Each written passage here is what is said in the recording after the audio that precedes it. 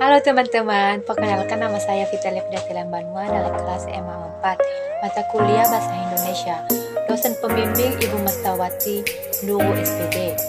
Baik, saya akan menjelaskan atau mempresentasikan hakikat dan sejarah bahasa. Apa itu bahasa? Yang perlu kita ketahui, bahasa adalah sistem lambang atau bunyi yang digunakan oleh para anggota kelompok untuk bekerja sama atau berkomunikasi. Bahasa itu seperti kita saling berkomunikasi satu dengan yang lain. Selanjutnya, fungsi bahasa. Fungsi bahasa yaitu ada 5: pemersatuan, ungkapan emosi, sarana komunikasi, kontrol sosial, pengembangan ilmu, dan pengetahuan. Dan yang perlu kita ketahui, ada sifat dan ciri bahasa.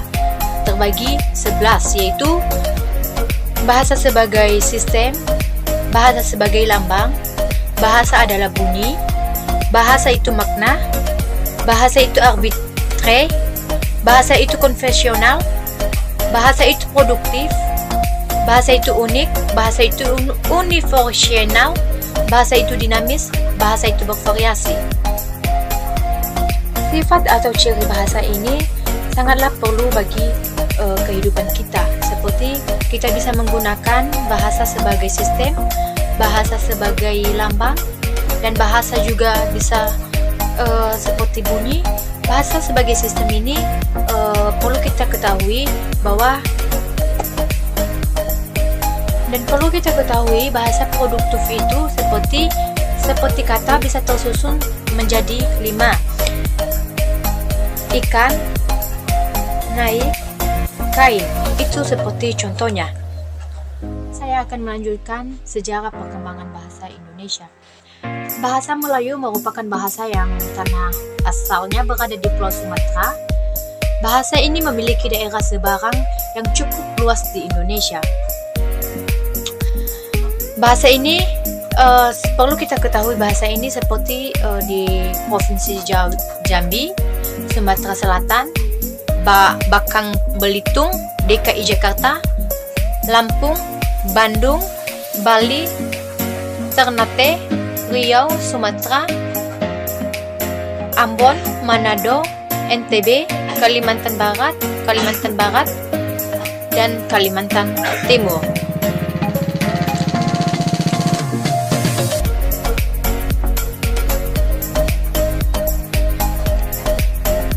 Dan perlu kita ketahui, sebelum munculnya bahasa Indonesia yang luasnya kita memakai bahasa Melayu.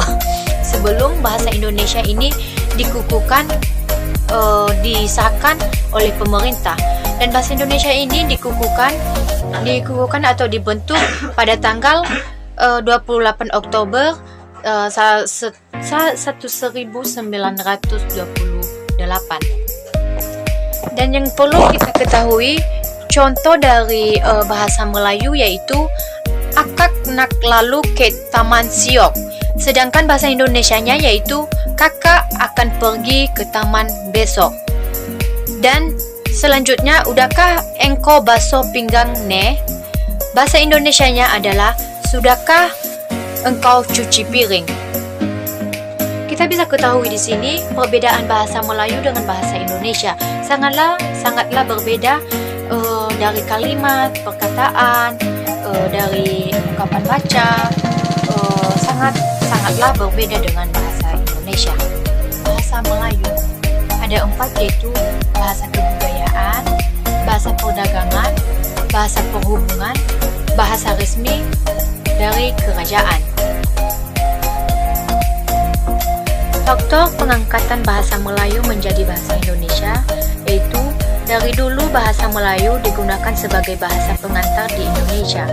Kedua, bahasa Melayu memiliki sistem yang sederhana sehingga mudah dipahami dan dipelajari. Ketiga, suku-suku Indonesia mengakui dan menerima bahasa Melayu sebagai dasar bahasa Indonesia. Keempat, bahasa Melayu sebagai bahasa kebudayaan.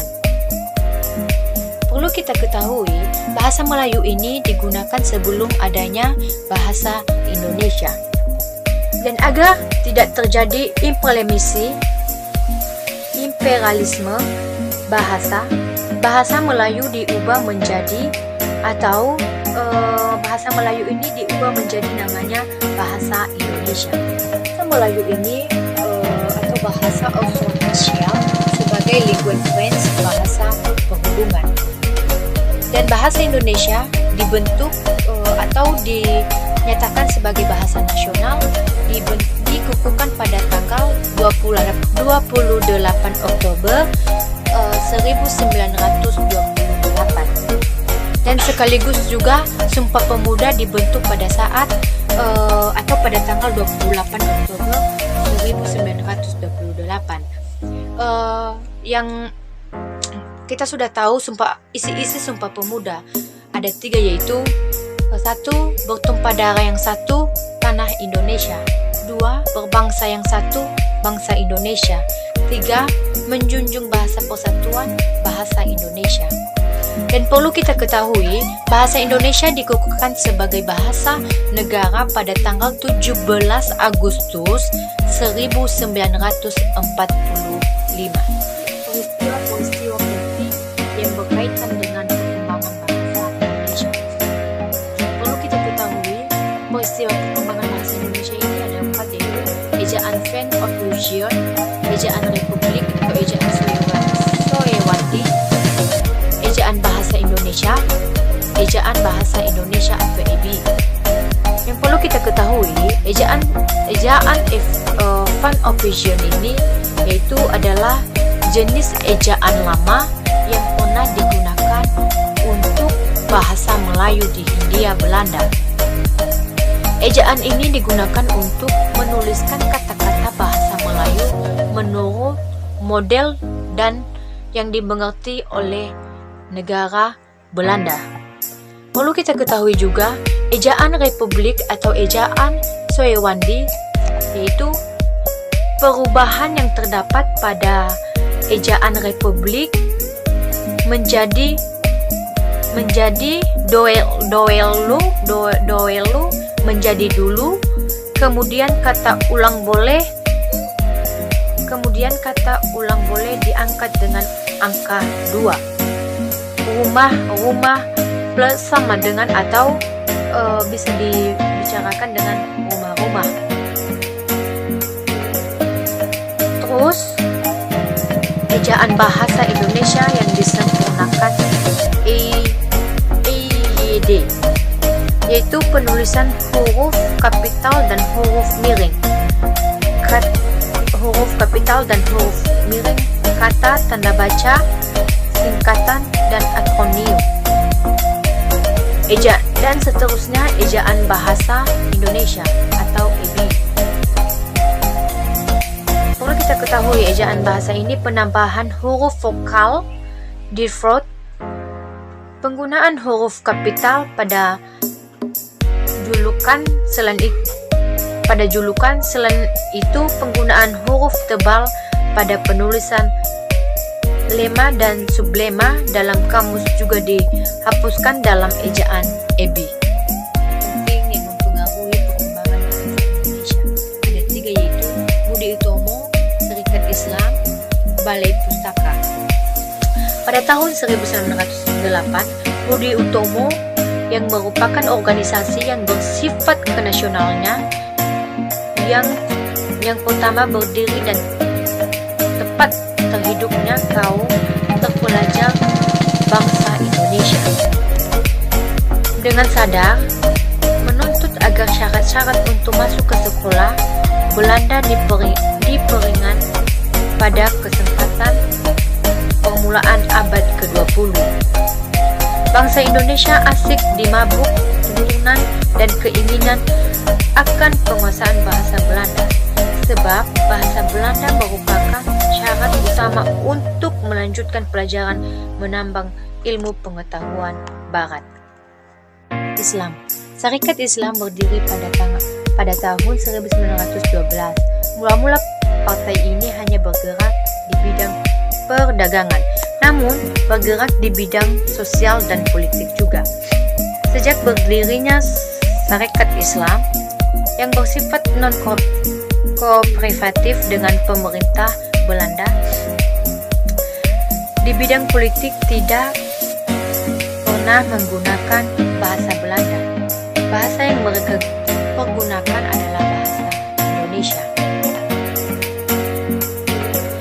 Dan Balai Pustaka.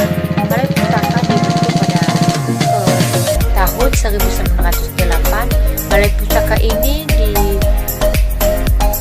mulanya badan ini bernama Commission for the Collection pada tahun 1917. Namanya berubah menjadi Balai Pustaka. Selain menerbitkan buku Balai Pustaka,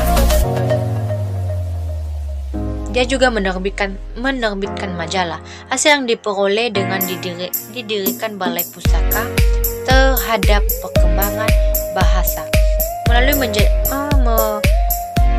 memberikan kesempatan kepada pengarang-pengarang bangsa Indonesia untuk menulis cerita ciptaan dalam bahasa Melayu, menciptakan hubungan antara sastrawan dengan masyarakat, sebab melalui karangannya sastrawan melukiskan hal-hal yang dialami oleh bangsanya dan hal-hal yang menjadi cita-cita bangsanya.